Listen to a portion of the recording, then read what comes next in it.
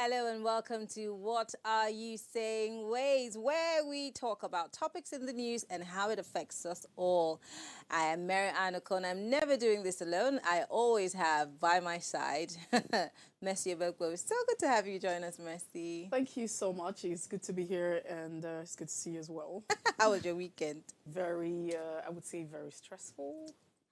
Yeah, weekend is supposed to be, that's what everybody keeps saying. So today, literally, when I walked into the office, I had a lot of people asking me, how's your weekend? How's your weekend? And when I said my weekend was sort of like, why? You're supposed to be resting and all of that. But that wasn't the case because you know what's going on right now with the whole demolition and of structures and all of that. It's been very dramatic. So a certain axis in Lagos, if you go to that particular estate, I think that the properties there have been marked for demolition. So what's going on now is that the people in the estate had to enter into some sort of agreement with the government or stuff like that. So now, because they're built on, water channel, they're having to, take off the interlocking on the street. So all the cars are on the road, everywhere's just jam-packed. You can't walk out. It sounds a bit chaotic. Yeah, so it's exactly, that's the word. So I felt very chaotic. Everything is stressful. You can't get out. You can't get a car to bring you in. Cars blocking your own car. So there's a lot of drama going on. In your own words, my dear. Your weekend was really, really exhausting. But well, thank God it's a brand new week and we're all excited to be here on Ways. I hope you had a great weekend. Now, here's what we found as today's quote. The Supreme Court qualifies for leadership. I'll take it again. The Supreme Court's quality for leadership is unquestionably integrity. Without it, no real success is possible, no matter whether it is on a football field, in an army, or in an office. And this is by Dwight D. Eisenhower.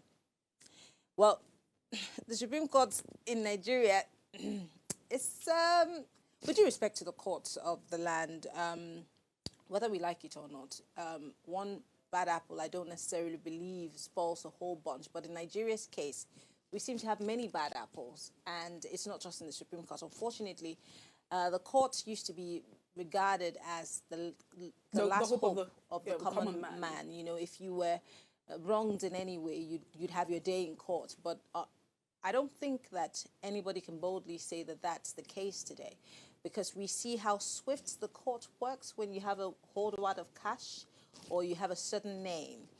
But if you're Mr. Nobody like me or you, then of course you can be sitting rotting in some cell somewhere without even a warrant of your arrest. You can be abducted from your home as a journalist because some big man somewhere purported that you infringed on his human rights or that you lied in a publication or a report. And so, again, can we say that the Supreme Court of the land is unquestionably one that holds integrity in the case of Nigeria? I mean, you definitely see the fact that the trust deficit in the system is, it cuts across the entire system.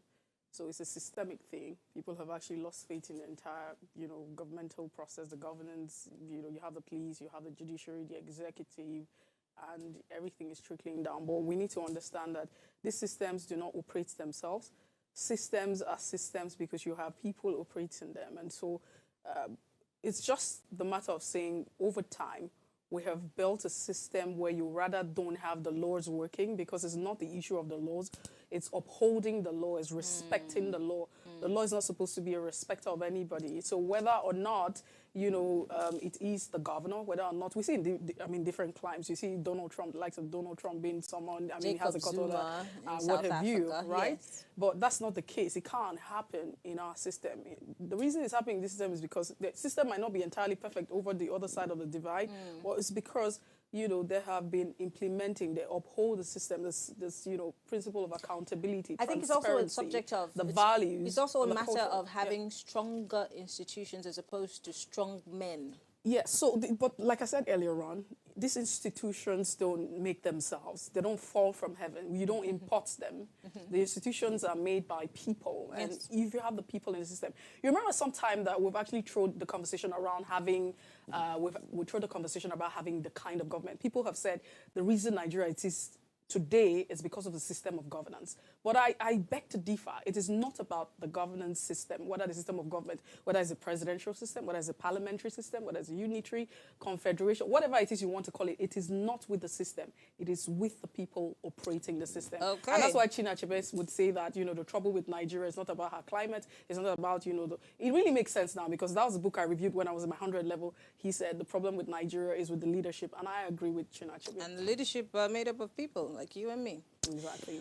Well, let's move on. Constituency projects in Nigeria have been a subject of controversy due to issues such as poor implementation, mismanagement of funds, lack of transparency and accountability, and allegations of corruption. Despite these challenges, constituency projects remain an important avenue with which federal lawmakers engage with their constituents and address local development needs. Tonight on Ways, we will delve into the heart of this controversy as we discuss the topic, constituency projects in Nigeria. What are they? Is it a funnel with which public funds go in and then we don't see where they go out from? Or is it legitimately a duty of a lawmaker that he or she owes to the constituents? We're going to talk about it on Ways. And when we open our phone lines, we want you to be part of the conversation, because you are a constituent. You have a senator representing you. You have a House of Assembly member representing you, a House of Representative member representing you. So join the conversation. We'd love to hear what you have to say. But first, let's take a break. When we return, we'll look at what's in the news today. Stay with us.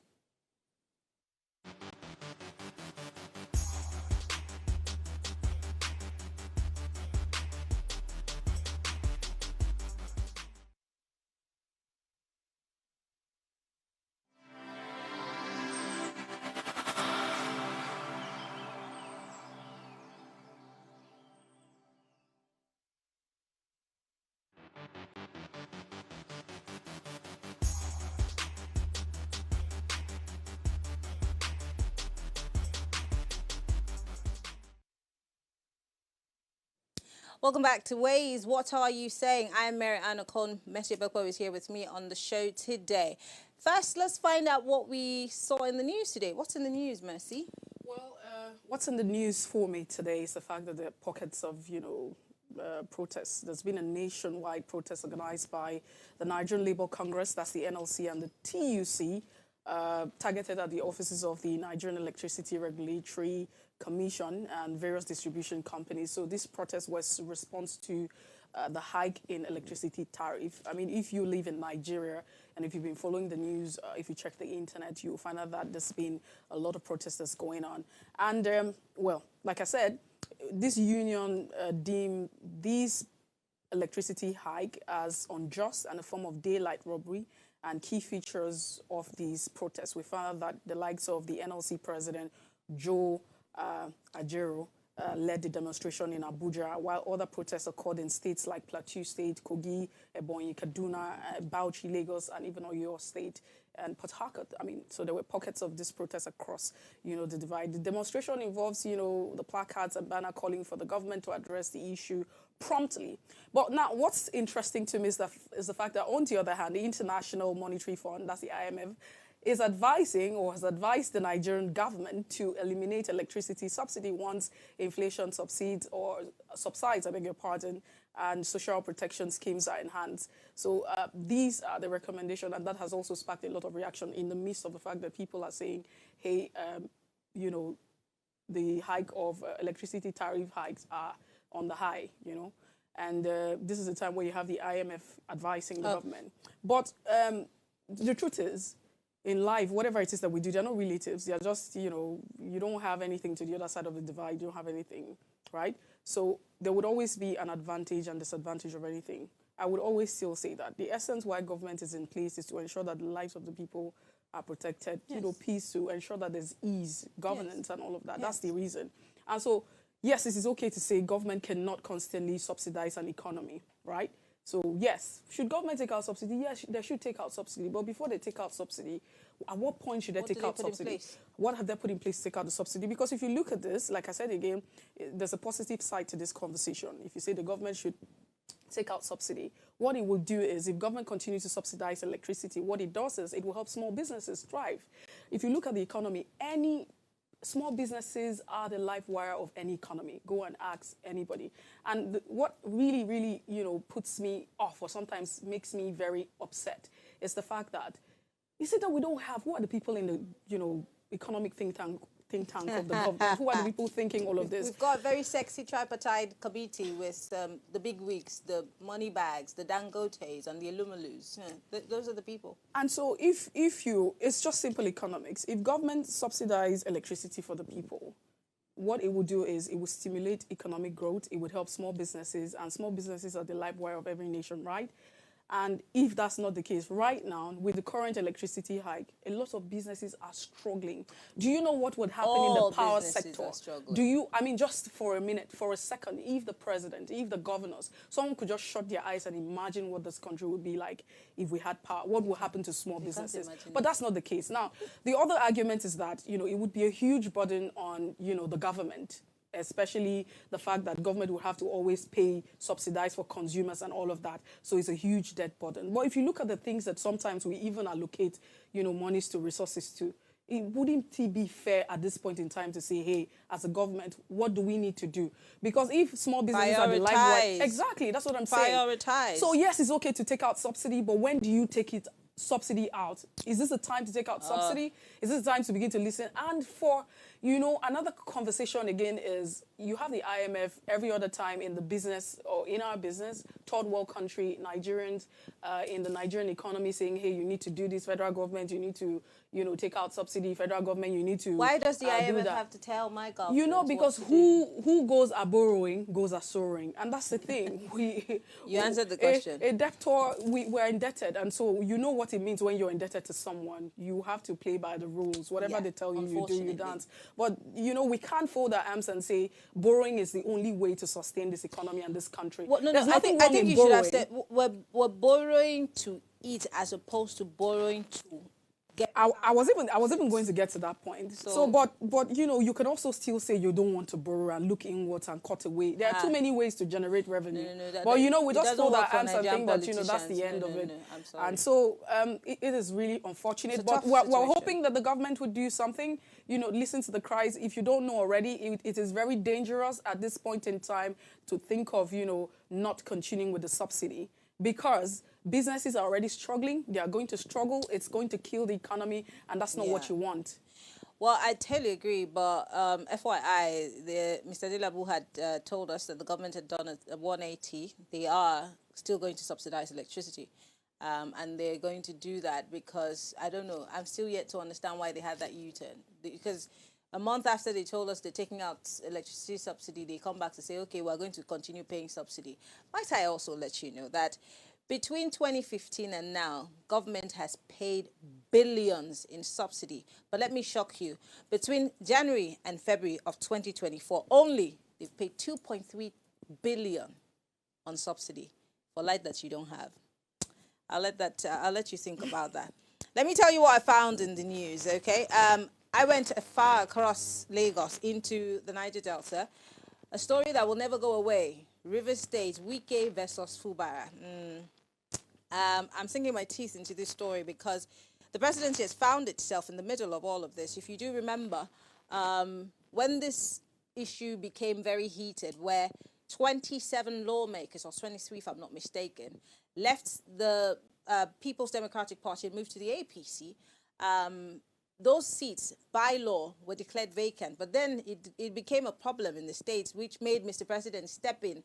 And there was a meeting in the presence of a few elder statesmen, including the former governor of Rivers State. We also had, and I'm not talking about Rotimi Amici, what's his name? The very first one. The second one, by the way. He was there. We also had the NSA boss there. Mr. President was there, Fubara and Wike. Fubara was made to sign a piece of paper that was called a peace pact of sorts, which many have criticized, that it is illegal. It's an illegal document because nothing on the face of this earth in this country can supersede the Constitution of the Federal Republic of Nigeria, which means that if you leave a political party and move to another without any credible reason, especially if there be no problems within the political party, then you have to let go of that seat. And of course, if they need to have to run an election, a rerun, to fill that seat, you are free to run for that office. But the moment you move to another party and cross carpet, you're no longer a member of that political party. Well, Mr. President has, as we see, that whole problem has taken a different turn. Over the weekend, Governor Fubara had come out plain to say there is no State House of Assembly. I think we have a video clip. Can we play that video clip where Governor Fubara of River State said clearly that there is no House of Assembly in River State? Well, we don't have that video right now. Well, the presidency has come out this weekend to say, in this crisis, we're not taking sides with anybody, be it Fubara, be it Wike. I'd like to read a little bit into it. This came as the River State government yesterday took a swipe at Abdullahi Ganduje-led All Progressive Congress APC over comment that Governor Sim Fubara had committed an impeachable offense. He said to be loyal to the ones that are said to be loyal to the Federal Capital Territory Minister Nyesom Wike warned Governor Fubara not to tamper with the structures of the House of Assembly quarters. Now, the presidency has said that he doesn't want to be caught in between these two. But my big question, obviously, is, Mr. President, now that you're saying you're not taking sides, does it mean that that piece of document that Governor Fubara signed in the presence of Nuhu Ribadu, in your presence, in the presence of Wike, in the presence of Governor Dili, does it make that paper null and void? Because that's the question that everyone is asking. And this statement that Mr. President has put out, is this not medicine after death? Because when he says he doesn't want to meddle, he already meddled.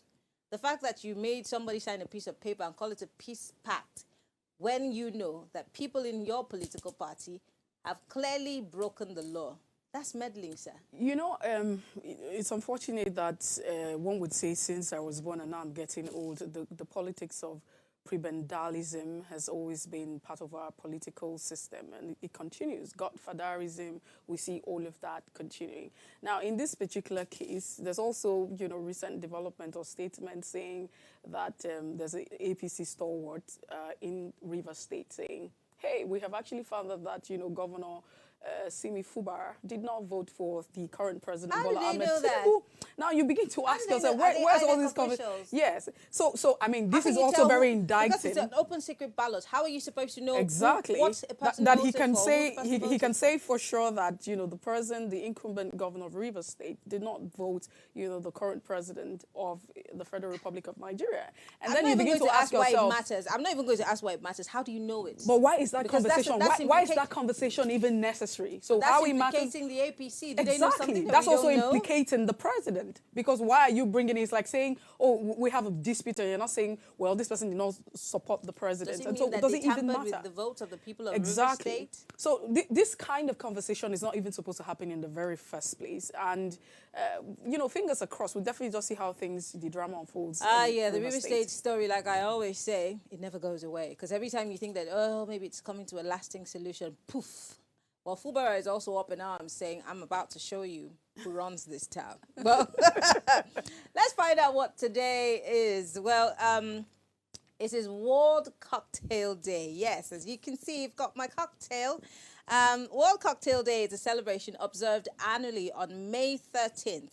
It's a day dedicated to the art and craft of cocktails, honoring diverse and creative world of mixed drinks, whether you prefer a classic martini, a refreshing mojito, or an adventurous concoction crafted and skilled by a mixologist. World Cocktail Day is the perfect occasion to raise a glass and a toast to the delightful variety of flavors and experiences that cocktails offer. Cheers to the creativity and craftsmanship in every sip.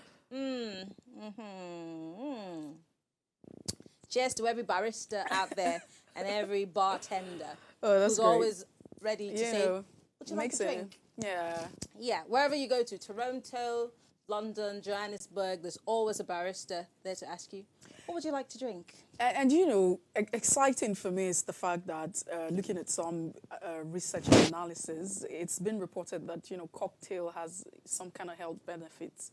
And that is it does. You could go read it up, you could go check it out. Well, I don't drink anymore, so you know, yeah, just a little bit of it, you know, once in a while. I'm done. My days of drinking are behind me. Oh, that's okay. I drink just water. Just do a cocktail with some lime and some ice in it.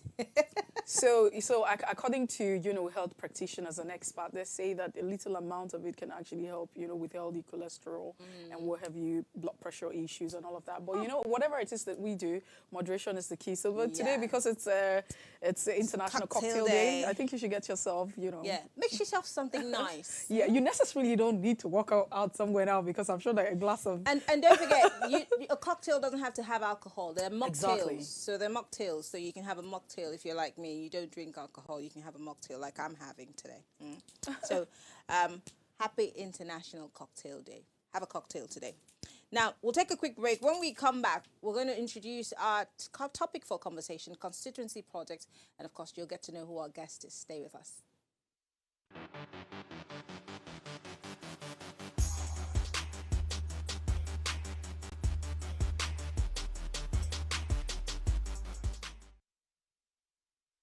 Efficiency in terms of electricity distribution. People should be able to see this power being generated. When you see that power is generated, you won't really complain in payment. However, the hike in price was quite sudden. Yeah, they made clarifications that it only affects about 1.9 million Nigerians, that about 10 million more are still under subsidy. And it begs the question, are they not Nigerians? The so-called 1.9, are they not entitled to some form of subsidy? This should happen in phases, not outright like 200% increase. That is so, will I say, uncalled for. And looking at the fact that subsidy has been removed on petroleum products like a year ago, bringing about this one now makes it difficult for everybody at the same time.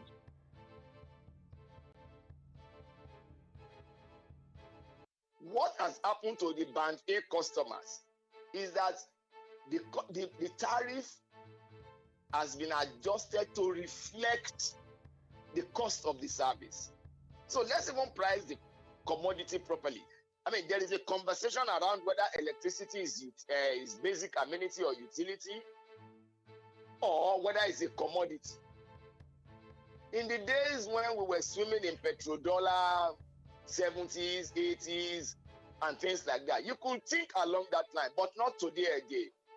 Electricity is a commodity. It has to be sold.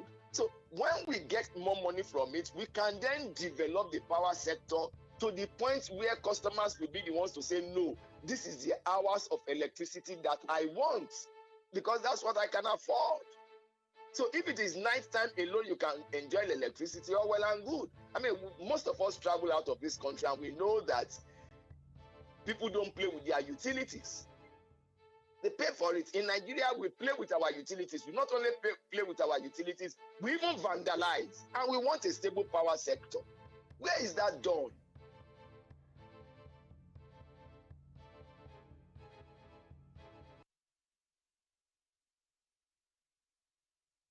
The fact is, truly, we've never had stable power. It's just like talking about financial literacy. I don't have money, so I should learn about money. Exactly. In the same vein, I don't have lights, and you're talking about me effectively managing lights. When I have power, I'm excited. Exactly. Put everything on. Right. We all turn to ice block. Let there be light. Right? So sometimes it feels like there is a tunnel vision around the challenges and the realities. Then you just pick one minute part of it and you hold on to it. It doesn't say that the thing you said is not valid, but there's context, right? So the challenges that we're facing today, we've kicked the can down the road for so long. Everything has now come to roost all at the same time. Plus subsidy on power, plus electricity, plus exchange rate. So the Nigerian consumer, let me not say the poor Nigerian consumer, the Nigerian consumer right now, we need to breathe.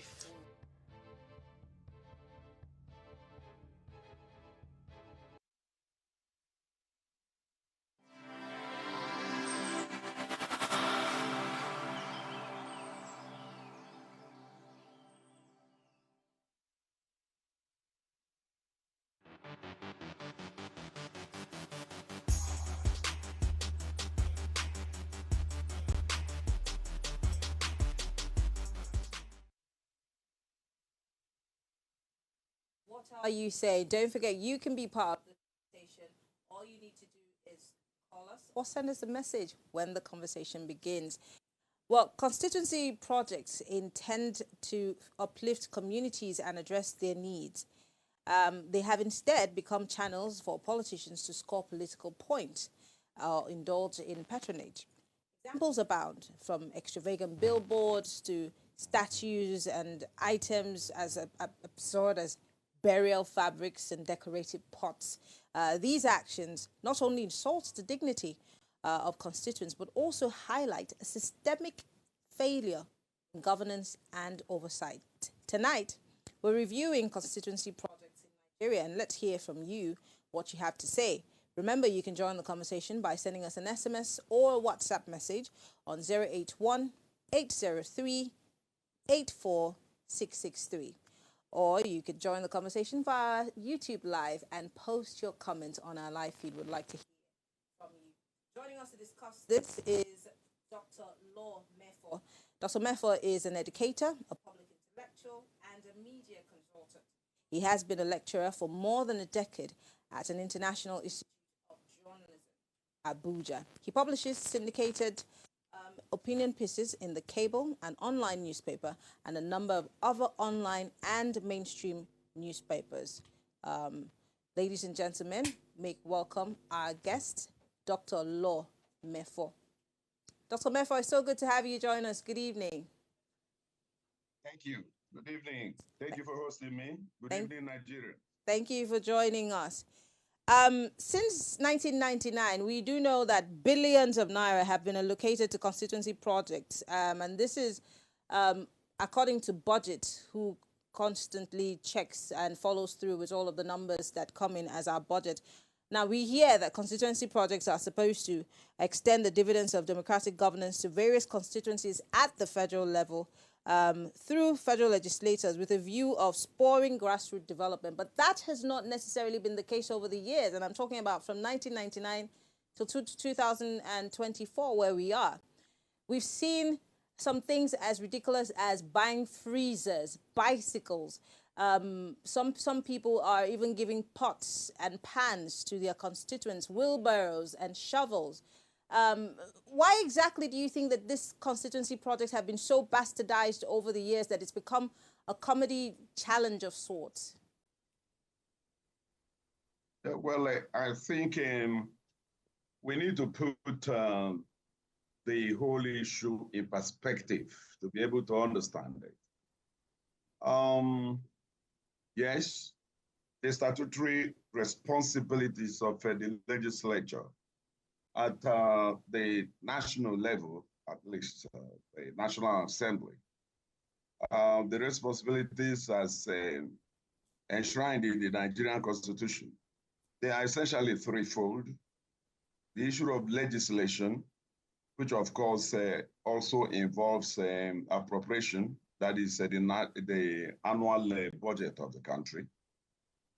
Then, of course, the issue of representation, having all parts of Nigeria come together to discuss their common affairs, and ultimately what you call the oversight. The oversight is there essentially to ensure that the executive arm of government implements the Appropriation Act, which is a law, as a matter of fact, according to the clear provisions of that law. In this case, the money law, the Appropriation Act. Now, you can see that the issue of constituency projects has nothing to do with the statutory responsibilities of the legislative arm of government. But over the years, constituency project, I must say, has actually become necessary. I was in the Senate for at least 10 years, as a technical assistant to a deputy Senate president, to a Senate president, and to at least 2 senators. So I have an idea of what is going on and why. The problem is that the intention for which constituency project was even conceived in the first place, the intentions are noble. The idea is that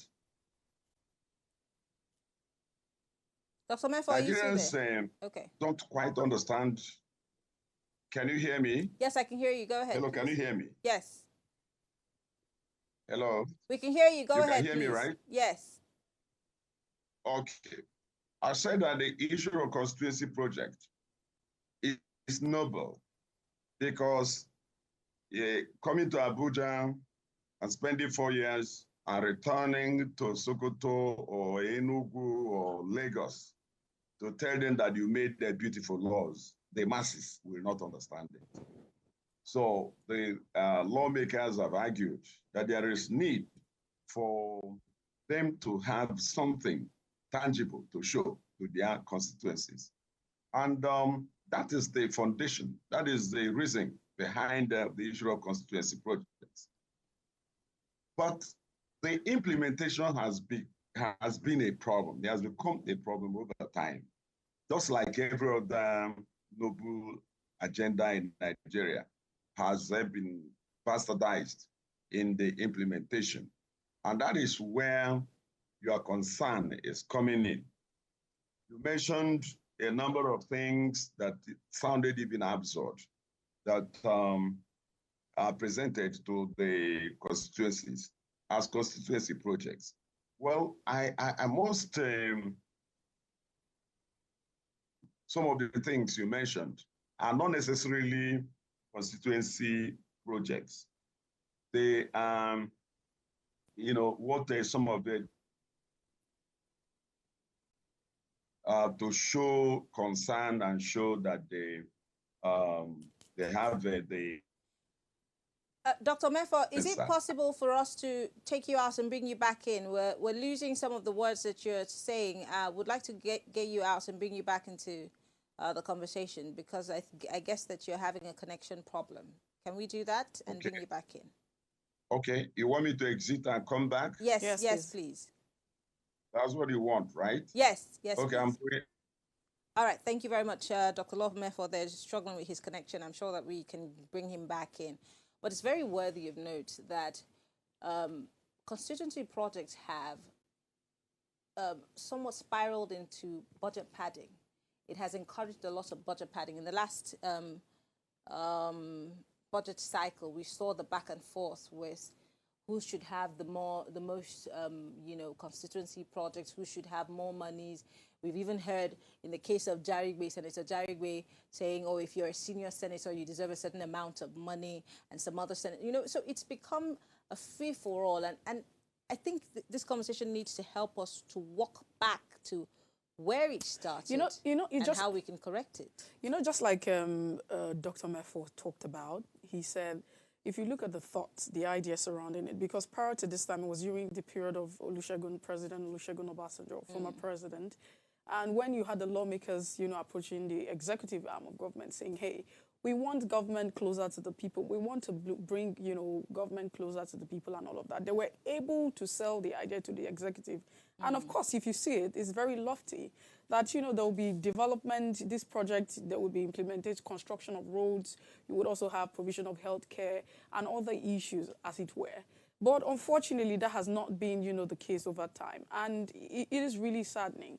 So the issue of budget padding is even a different conversation. The fact that, the entire constituency project and allowance and it's shredded in secrecy is also a different conversation entirely. But, the concern is that even if you're not even accountable with, the funds that you get, should you not embark on projects that are developmental? Because I would not understand while, in Kaduna, it was in Kaduna or Kanu Central, just recently where Senator Hanga, contributed as a constituency project. Yes, we also acknowledge the fact that, he paid for JAM school fees and what have you. But, he bought 5,000. No, let's even leave the fact that, the other one, you can even want to understand that at some level of education. I don't understand it. No, I'm leaving that side apart. If you're giving a gift to the constituents, that's fine, but it cannot categorize. But like I said again, even if you want to even give a gift to a person, don't you, is it not naturally, if you want to give me a gift, are you not going to look at what my needs are? What you need, what prioritize your needs. That's exactly, that's usually what happens. Okay, so because it looks like we're speaking too much grammar, we're making it too difficult, constituency and the senators and what have you. We're saying for every time you want to gift somebody a gift on their birthday or whatever it is, you usually want to find out what do they need? What can I give to them that they will appreciate? So how come you have, you know, people gifting 5,000 pieces of white clothes and a clay pot as a constituency project or a gift, you know, to the people of Kano Central, when there are several issues that, you know, these people are going through. There are issues of water accessibility, I mean, potable water, healthcare, unemployment. There are too many issues that you would have embarked on. Well, but of all the our things, guest is back, but we need to go on a quick break. When we come back, Dr. Law Mefo joins us again. Stay with us.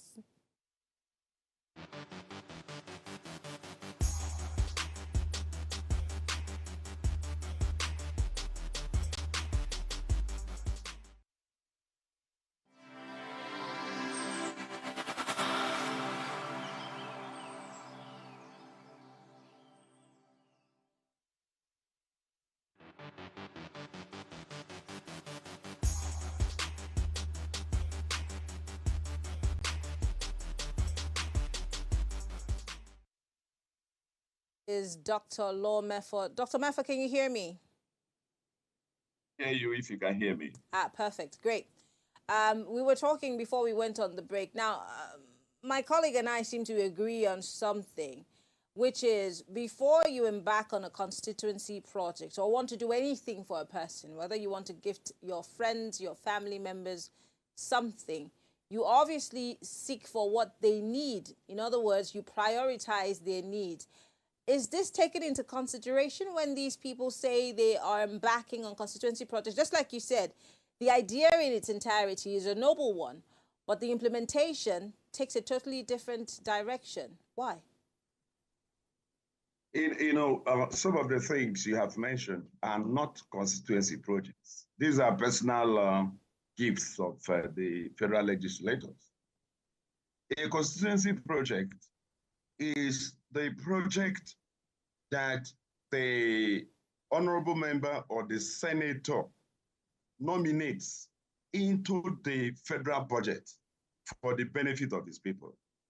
So when you hear things like a 5,000 naira scholarship and all those things, it cannot be a constituency project. It's not, certainly. Because what you do, they are giving what you call envelopes. The envelope means maybe an honorable member of House of Reps gets an envelope of XYZ amount to nominate projects into the budget. And it goes to the MDAs, ministries, departments, and agencies. So whatever you can not find as the statutory responsibilities of ministries, departments, and agencies are certainly not constituency projects.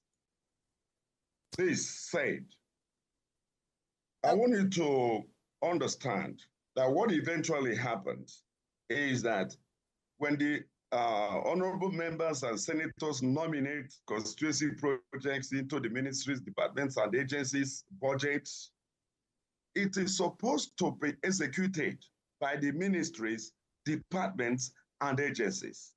It's not supposed to be executed by the honorable member or the senator. But in practice, we have seen that the MDAs are using constituency projects to blackmail the federal legislators. They now ask them to nominate contractors. And when they nominate contractors, the contractors will give them a certain percentage of the money involved. So if you have XYZ amount, the senator or the House of Reps member takes maybe 20 or 30% of it. The implication of that is that the execution of the contract itself will be affected because whoever is executing the contract will try to make something out of it also. So on the whole, the constituency projects are not properly delivered. And in some instances, constituency projects are not even executed at all. between the federal legislators and the MDAs, they find a way of bringing out the money. That's exactly what is going on. Ordinarily, nominating projects that you want culverts, you want a school, you want the school in your constituency refurbished, you want a healthcare and all that done. They are very noble intentions. But the federal legislator is not supposed to be responsible for the execution of such contracts. So it is their involvement in the execution of the constituency project contracts or their non-execution at all that has messed up the whole process. I see. Okay. That's the truth. So that's the point I want you to get clear from day one. Don't think that everything you see reported out there is a constituency project. Whatever you cannot find in the federal annual budget and you find it done by an honorable member or a senator is certainly not a constituency project. That's it, okay? Okay, so Dr. Lomefor. Yes, please. Yeah. But I also like to ask you, in the light of, constituency project having a guideline, the essence is that it's supposed to bring development to the grassroots.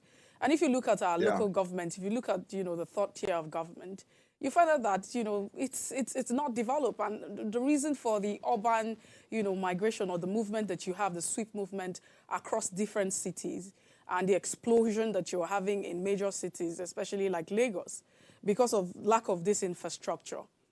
So I'd like to ask you, why is it that policies do not reflect the interest and the needs of the people?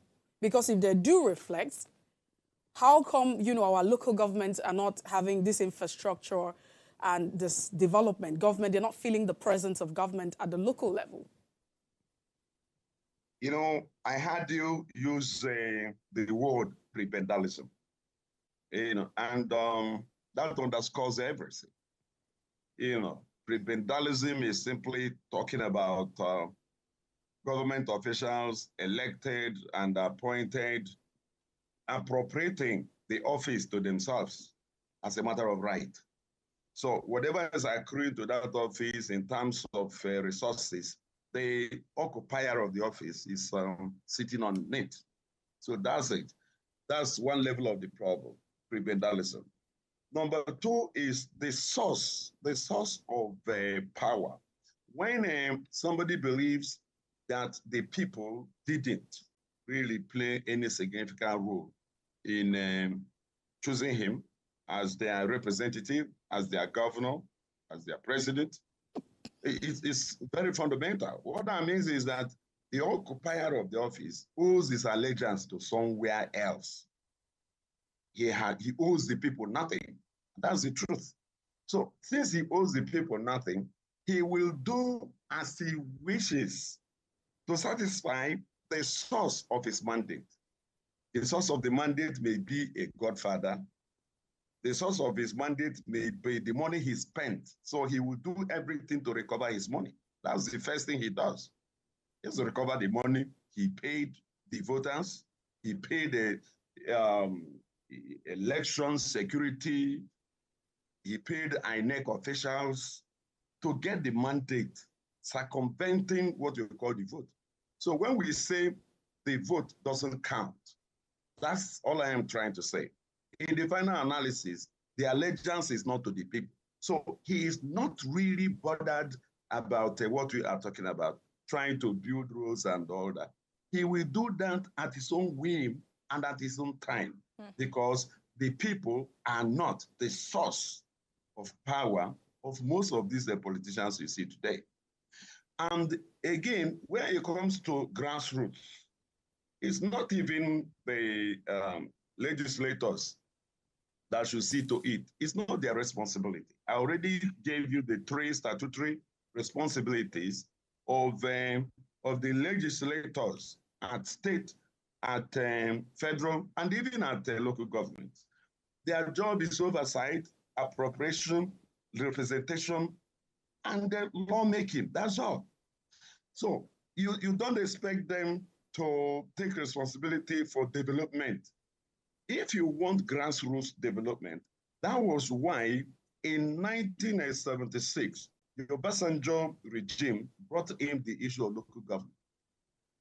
But today, as we speak, do you have local government in Nigeria? You don't. You don't. In fact, I'm not sure we have up to 6 states in Nigeria where the local governments are run by elected officials. So that's a problem. So if they are appointees of the governors in what we call a transition committees or council or whatever, at the end of the day, it's what the governor says that should be done. Okay. That is that which will be done. But just now, I want to, no, just 1 minute. I want to draw your attention to something. There is what we call the JAC account. JAC account is a constitutional provision which creates a joint account between the state and the local governments, making the governor the chairman of the account. That's the problem.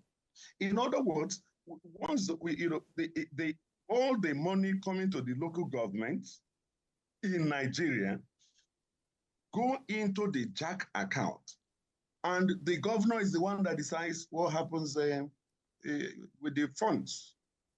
So you have a chairman that has no funds, so he can't even construct a culvert. That goes into his own Dr. Mefo, for the want of time, yes. I will just quickly ask this. I want to find out, are lawmakers not expected to, have constituency office or offices? I didn't get that. I didn't get the last thing you said. I say for the want of time, so we are able to just, time is not really our friend at this point in time. So I'll just quickly ask this just before Marianne comes in. Are, lawmakers not supposed to have constituency offices across the country, just the same manner they open their campaign offices? They must have, but they don't care because there is no compulsion on it. They must have, and many of them actually do. But in a whole year, the senator or the House of Reps member may not even visit that office once or twice. That's it. That's where the problem is. Most of these provisions are there in the law, but they are observed in breach. We are running a civil rule and not a democracy. This has always been my position. Wow. And until we are able to move the civil rule you have in Nigeria to a democracy, nothing. We'll see worse even in days and months and years to come. Wow. Because there is no accountability in the system. There is no, in fact, the clear extant laws, very clear provisions of even the 1999 Constitution are observed in breach. You can see it in the local government administration. How come the local governments are run by unelected people? That is not the contemplation of the Constitution. Absolutely. But it's the Constitution that created the crisis, because the Constitution created the JAC account and made the governor the chairman. So once you do that, the governor will take advantage. And the governors are using local government funds to develop the urban centers, abandoning the local governments that own this money in the actual sense. So we need to really return to the drawing board and face reality. What we are practicing is not democracy. It cannot be. There is no way. Once you are running a government by people that do not believe that their power derives from the people as electorate, they are not running a democracy. And that is where we are in Nigeria. So you'll find the senator who don't give a hoot. He will prefer to amass money to pay the people that will give him the mandate, pay party officials to get the ticket, pay INEC officials to write his results, pay police, pay everybody else, and abandon the people. Maybe during an election, he may just give them 1,500 naira, and he ends them. So when he is eventually elected in quote, he does not believe that the people put him there. He doesn't believe that. And if you were him also, you can see that he has a reason not to believe, because he knows how he got the power. He knows that the party, the National Executive Committee gave him ticket. That's the truth. And INEC wrote this result. Yeah. And police protected the result. Okay. So why will he have to come back to you and I to account for anything? He owes us nothing. Yeah. That's my point. Dr. Mefa, let me come to you. Just recently, the Independent Corrupt Practices Commission, ICPC, accused Nigerian senators of diverting over 120 billion naira allocated to the 2021 constituency projects in their different jurisdictions. The ICPC analyzed the 2021 budgetary provisions across key sectors such as education, water resources, health, power, science, and technology, even in the environment, agriculture. And they discovered that many of these projects were duplicated in just one budget cycle, which brings us to the issue of budget padding. But side by side that, because of time, I want to ask, because I don't like to just have these conversations for conversation's sake. Let's talk solutions. How do we stop them in their tracks? If these are the people who make our laws and they blatantly disobey the same set rules that they put down, we also hear that they're doing some constitution amendments. One would have wondered why we're not carried along so that we can point them to the directions in which we want for them to tweak or amend the budget. But where do we even begin to solve this problem? You know, you see, my sister for me, I told you what you are running is prebendal. That's it. The people who are there believe the money belongs to them. That's the problem. That's prebendalism. That's the word used by your colleague earlier. You know, so you can see that no matter how we look at it, budget padding, ask yourself, do we really do budget in Nigeria in the real sense of the word? We don't. I was in the National Assembly. What we do in the National Assembly is not budgeting. Budget must be organic. Budget must be based on problems. Budget must be based on continuity. Now, let me give you an example. In the Nigerian Senate, they will, National Assembly as a whole, they will receive a budget that just defines a line item without specifics. An MDA will say they want to purchase vehicles for 10 billion naira. Nobody tells you the number of vehicles. Nobody tells you the cost of the vehicles. You can go and take a look at the budget and you will approve it. And next year they return to tell you that they need another 10 billion for vehicles. And you have no means at all of knowing what they did with the previous allocation. Let me also draw your attention to the fact that since 1999, Nigerian annual budget has never been implemented fully, up to 60%. Mm-hmm. When it comes to capital budget, where you expend up to 100% is recurrent expenditure. But where it comes to capital, the highest we have recorded was around 60%. Wow.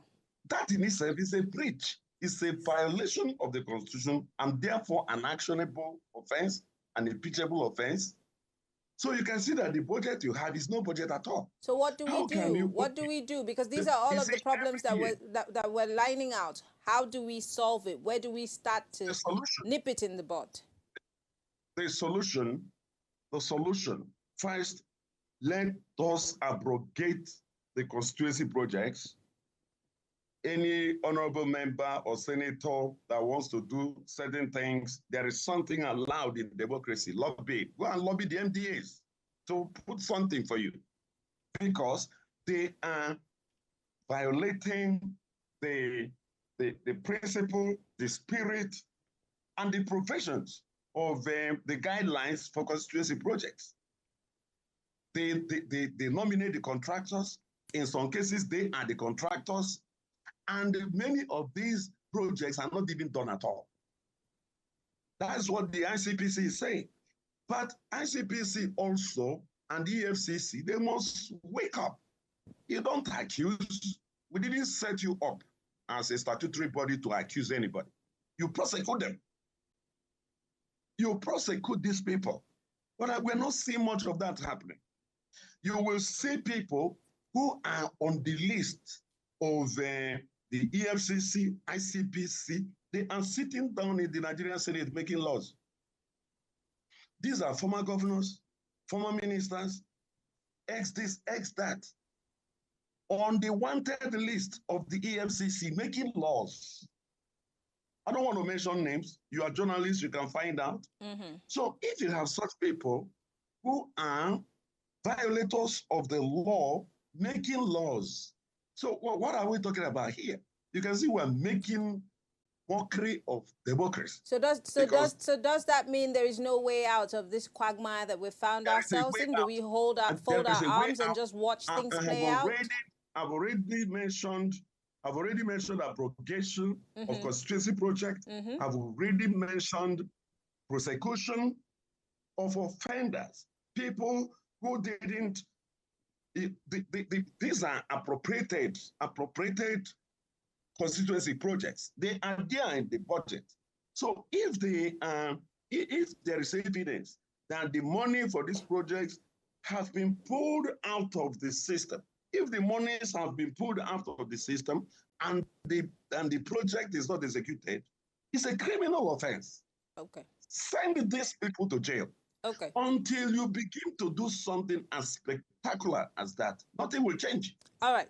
And more importantly, can we face democracy in the way and manner democracy is practiced elsewhere in the world?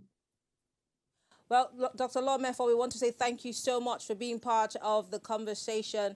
I think what I'm taking away from this conversation is we need to prosecute these people to show them that we're not going to stand by and watch them deteriorate our system.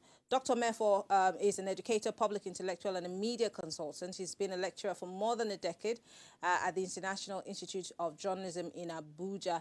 Thank you so much, Dr. Mefo, for being a guest on the show today, and thank you for alerting us once again of our responsibilities. Thank you. Well, I hope that you enjoyed the conversation. Before we go, well, we have been talking about reviewing constituency projects in Nigeria, and I don't think it's a conversation that's exhaustible. Yes. It's something that we'll keep revisiting because we need to recalibrate our mindsets about these things and these people. But let's hear what you have to say. Remember, you can join in the conversation, send us an SMS or WhatsApp message at all times. Our phone lines are always open for you to join the conversation. But before we go, here's our quote for today again. The supreme quality for leadership is unquestionably integrity. Without it, no real success is possible, no matter whether it is on a football field, in an army, or in an office. This is by Dwight Eisenhower. I mean, of course, integrity is something that every human being should have. And I'm hoping that we'll all think about ourselves in that light, especially our lawmakers. You know, it's actually a collective thing because at the end of the day, it trickles down. We're all in the largest society. So if imagine that you have integrity, and usually we say you literally might not have the opportunity to become the president of this country, the governor, the lawmaker, but in your little sphere, you do have control, and integrity is part of, you know, the values that we're talking about, you know, to push us, the system forward. Well, thank you all for being part of the show today. It's been a very interesting conversation. My name is Mary Anacon, and she is... Merci beaucoup. Do get yourself a cup of cocktail. See you tomorrow. Bye-bye. Definitely.